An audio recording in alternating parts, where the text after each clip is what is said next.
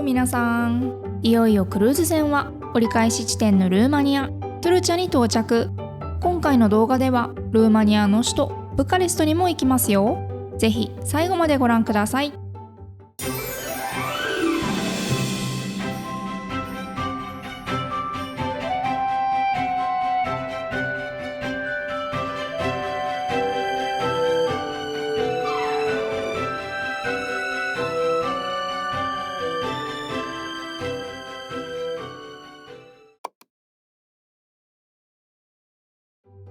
この日はルーマニアのトゥルチャに到着。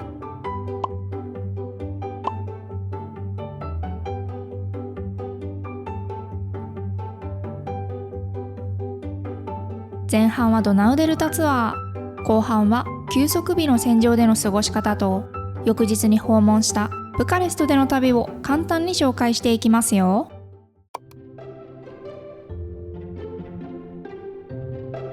港に到着して早速ドナウデルタのツアーに向かいました。ドナウ川はヨーロッパで2番目に長い川で10カ国を横断し、最終的に黒海に注ぎます。そして川の最終段階に位置するドナウデルタはヨーロッパで最大級の河口湿地帯であり、多くの小さな河川、湖、沼地、湿地に多くの生態系が共存しています。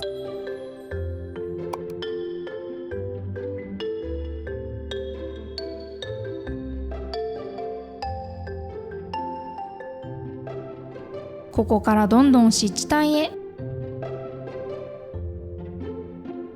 地元の人でしょうか。このデルタでも多くの人が生活をしています。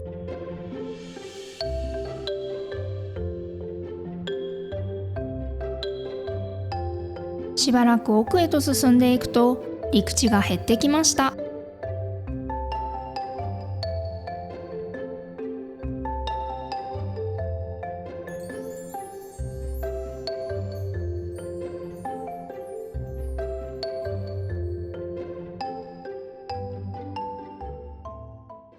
徐々に野鳥も増えてきました。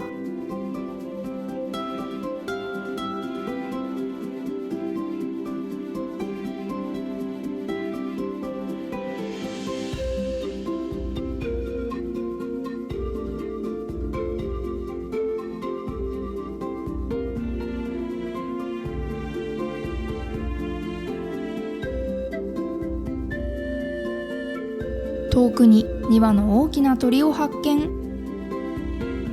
翼を広げるとさらに大きく感じました。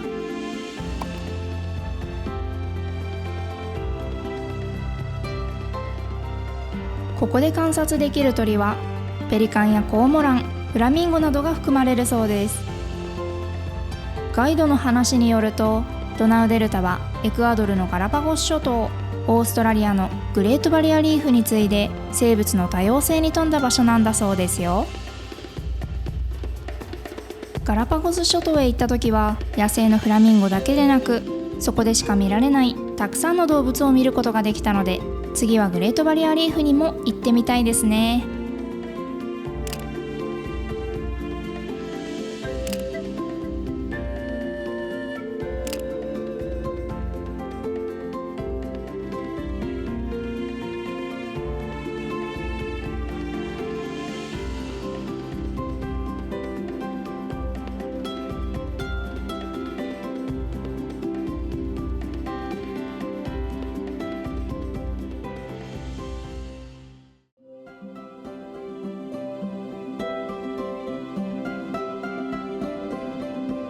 GoPro で撮影をしていたので拡大して鳥を撮影できなかったのが残念です。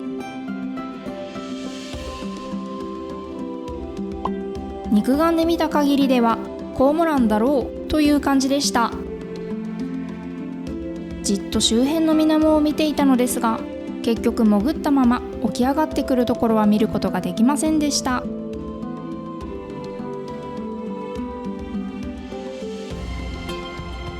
土砂降りの雨だったので、いつもよりは動物が少なかったと思うのですが、なかなかドナウデルタに来れる機会もないので、とても貴重な体験になりました。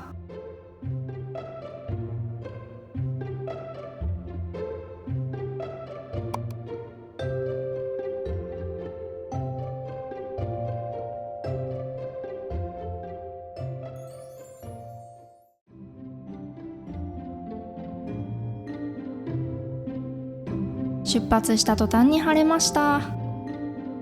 デルタツアーの時もこうだったらよかったんですけどね。残念。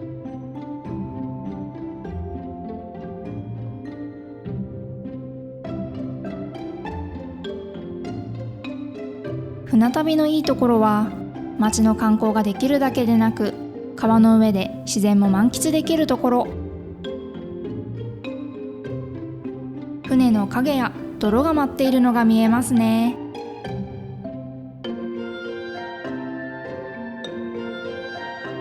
奥に見える橋はプライラ橋です。ルーマニア国内最長、 EU 域内では3番目の大型吊り橋で、2023年の7月6日に開通したばかりの橋。私たちがここを訪れたのは開通して約2週間後だったのでラッキーでした。なんとこの橋、日本とイタリアの企業が協力して建設した橋なんですよ。これを機に日本とルーマニア、日本とイタリアの友好の架け橋になるといいですね。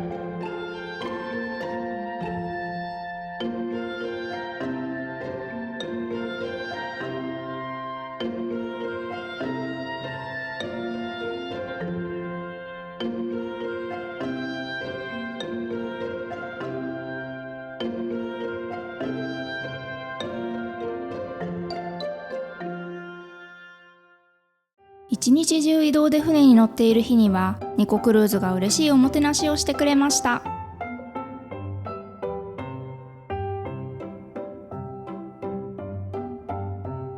この日は船の操縦席を見学するツアーを開催。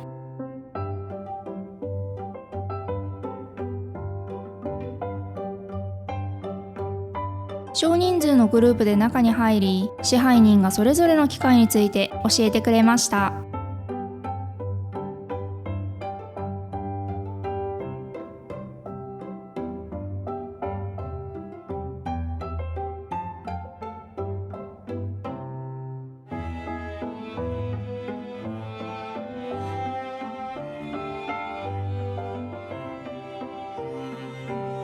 また別の日の晩には、夕食後にキッチンの見学ツアーを開催。思ったよりもキッチンが狭くて驚きました。ここで昼も夜も乗客に4皿5皿の料理を振る舞っているんだそう。定員180人の船でシェフは10人くらいなので大忙しですね。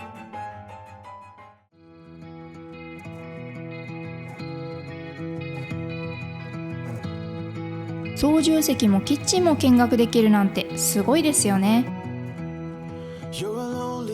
ニコクルーズのおもてなしで、これまた貴重な体験をすることができました。夕暮れになると、こうして鳥たちが水辺に集まってきます。ルセの夕暮れも綺麗でしたが、この日もブルーやピンクやオレンジに染まる空が穏やかな水面に反射して本当に綺麗でした。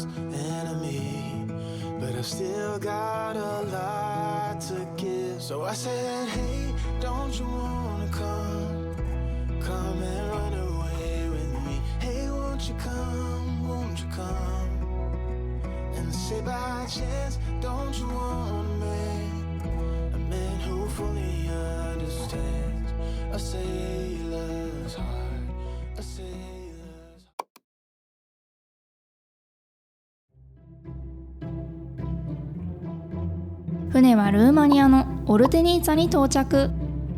ここからツアーバスで首都ブカレストに向けて出発。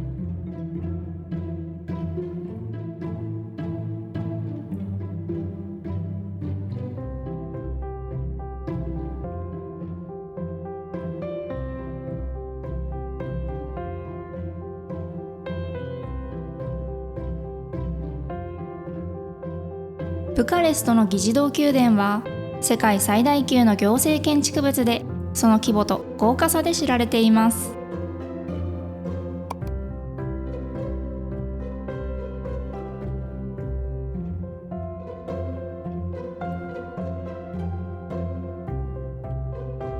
今回は時間の関係上内部を見学できませんでしたが、時間のある方はぜひ訪れてみてください。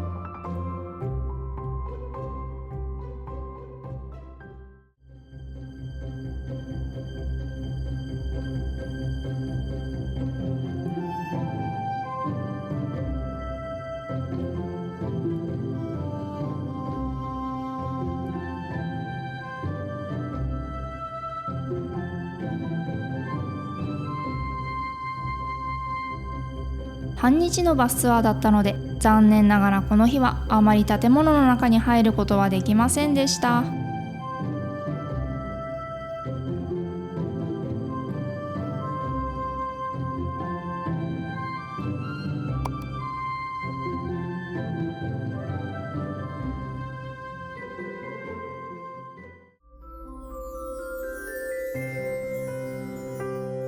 途中少しだけ自由時間があったので、歩いて統一広場にある大きな噴水を見に来ました。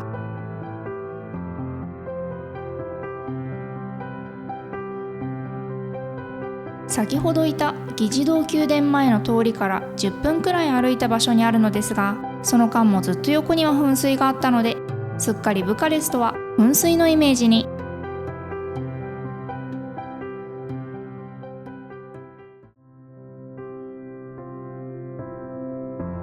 バスでの移動中、ブカレストの凱旋門を見かけました。この凱旋門はフランスのパリにある有名な凱旋門を模していて、第一次世界大戦の勝利とルーマニアの戦没者を記念して建てられたんだそうです。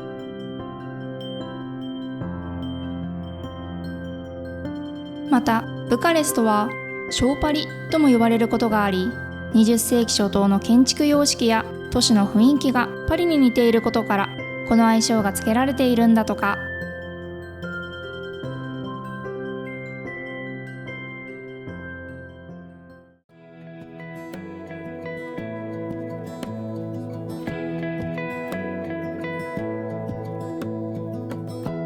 ルーマニアにはまだ行ってみたいところが他にもあるので、数年以内にまたぜひ来たいですね。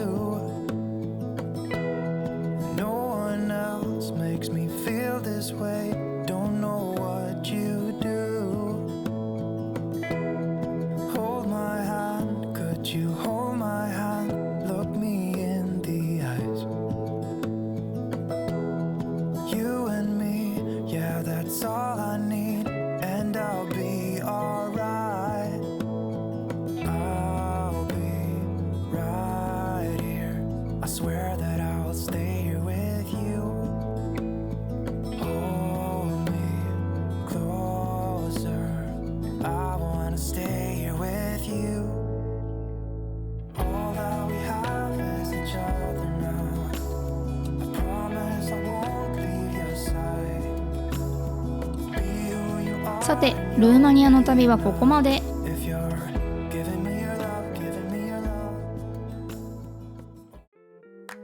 次回はハンガリー・ブダペストの旅動画です。チャンネル登録、高評価ボタンお願いします。また次の動画でお会いしましょう。チュース。